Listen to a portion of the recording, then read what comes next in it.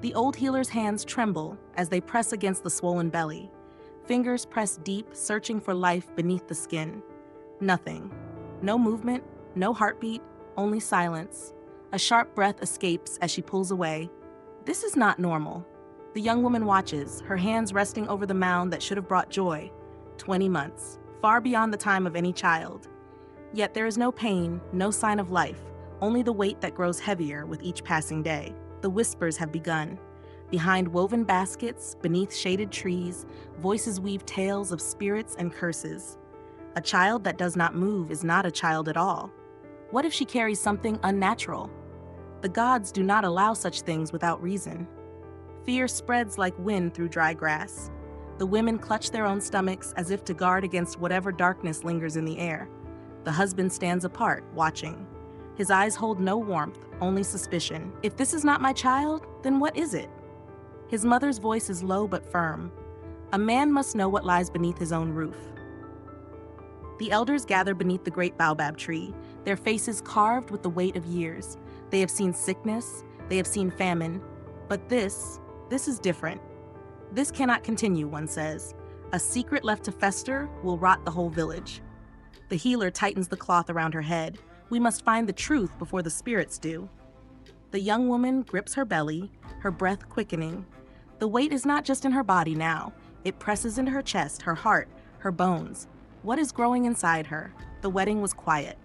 No music, no feast, no dancing. A union sealed with whispers, not joy. The young bride lowered her gaze as she stepped into her husband's house, the air thick with unspoken truths. His first wife had vanished. The villagers still murmured her name, though never when he was near. The old healer crushed dried roots between her fingers, watching the girl from afar. Decades of tending to women, to swollen bellies and newborn cries, had never brought her such unease. I have seen many wombs carry life, she muttered, grinding the herbs to dust. But this is something else. The marketplace trembled with whispers. Women leaned close, voices hushed as the young wife passed. A belly that does not birth? It is not natural. She has angered the spirits, an elder woman hissed, gripping her wooden staff as if to ward off unseen forces. The whispers grew darker. His first wife was never found. What if she never left? A chill settled over the village, suspicion curling around the name of the man who had taken a second wife before the first had been mourned. Then, from the city, a stranger arrived. A tall man with sharp eyes and a bag full of tools that no villager trusted.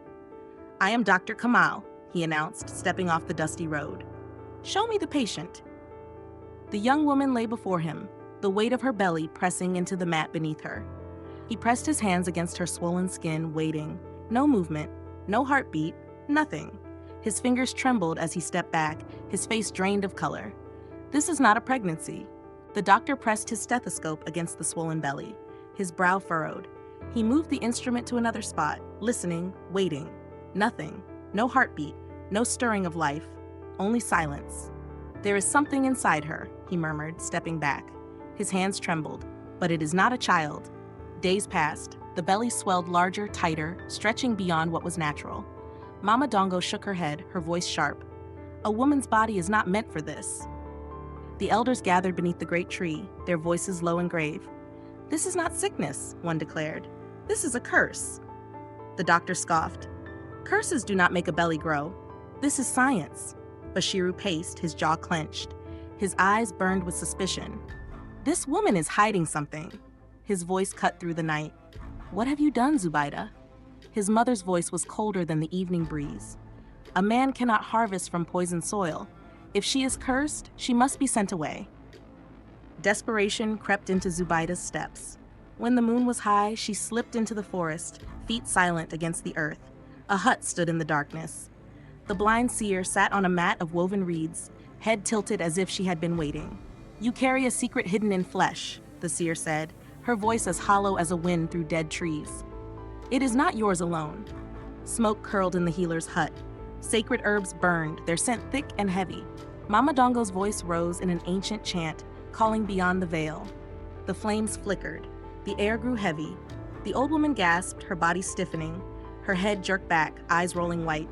A single name tore from her lips. Nia. The wind howled through the open doorway. The fire hissed. the spirits stirred. A voice not Mama Dongo's echoed through the room. Bashiru gave her to the shadows.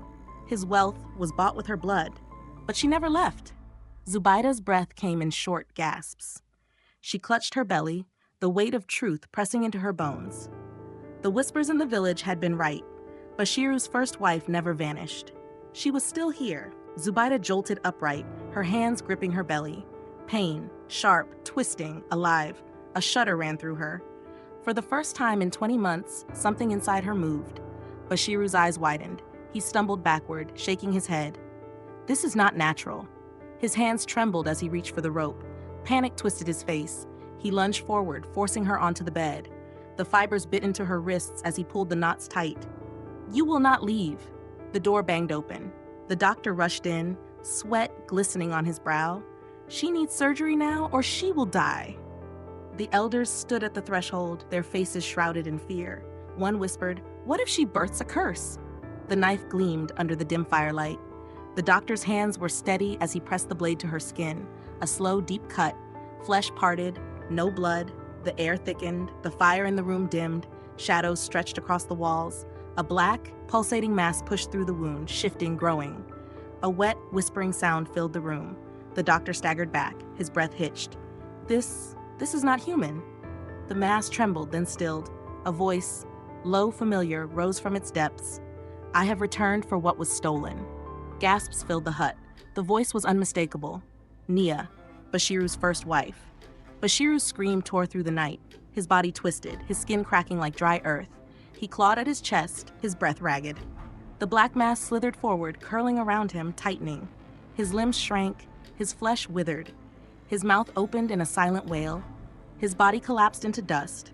The black mass dissolved into the wind. The room fell silent. The spirits had spoken. Zubaydah's eyes fluttered open. The air was thick with the scent of burning herbs, the faint hum of an old prayer curling through the room. Warm hands pressed against her forehead. You have returned, child. Mama Dongo sat beside her, eyes heavy with wisdom, stirring a small pot of bitter tea. The old woman tilted Zubaydah's chin up, peering deep into her eyes. The spirits spared you, but they did not leave empty-handed. Outside, footsteps paced in restless circles. The doctor stood near the doorway, his hands trembling, his face pale. This is beyond science. He turned, clutching his bag as though it held the answers he had lost. His voice dropped to a whisper. I will never speak of this. Without another word, he stepped onto the dusty road, vanishing beyond the trees. The village, once shrouded in whispers and fear, was now changed. Bashiru's grand house stood silent, its doors open, its wealth no longer guarded. The elders gathered beneath the great baobab tree, nodding solemnly. His greed cursed him, one said. His fortune belongs to the village now, another declared. Hands carried away baskets of grain, bolts of fine cloth, silver trinkets once hoarded in locked chests. The house, once a place of secrets and shadows, was left empty. Only the wind dared to pass through its halls. Children whispered behind corners, their voices hushed with awe. She walked with spirits and lived. She carried a ghost in her belly and did not die. Women glanced at her with new eyes, no longer with fear, but respect. Some bowed their heads as she passed. Others murmured her name, the woman who survived the spirits. Night fell, and the fire crackled in Mama Dongo's hut. The old woman stirred her pot, her face unreadable. The spirits never forget. Her voice was low, her hands steady. Zubaydah sat across from her, silent, watching the steam rise. Mama Dongo lifted her gaze, eyes dark with knowing. Justice always comes, one way or another. Bashiru believed his secret was buried beneath the whispers of time, hidden beyond the reach of truth. But the spirits do not forget. Greed fed his hands, led him to wealth, gave him power over men, but it was never truly his. The price he paid was written in blood, and when the spirits came to collect, no gold, no strength, no pleading could stop them. What is taken unjustly is never truly owned.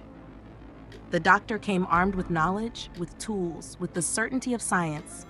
He searched for logic where none could be found, tried to name what had no name. But in the end, even he could not deny what he saw. There are things beyond science. Some truths exist outside the reach of reason. Some forces move unseen. The spirits do not answer to the laws of men. No evil remains hidden forever. What is stolen must be returned. Justice is patient, relentless, unshaken by time. It waits beneath the surface, watching, listening, waiting for the right moment to strike. Bashiru's first wife never left. Her spirit lingered, demanding what was hers. In the end, the village learned what it had always known but dared not speak. The spirits do not rest until balance is restored.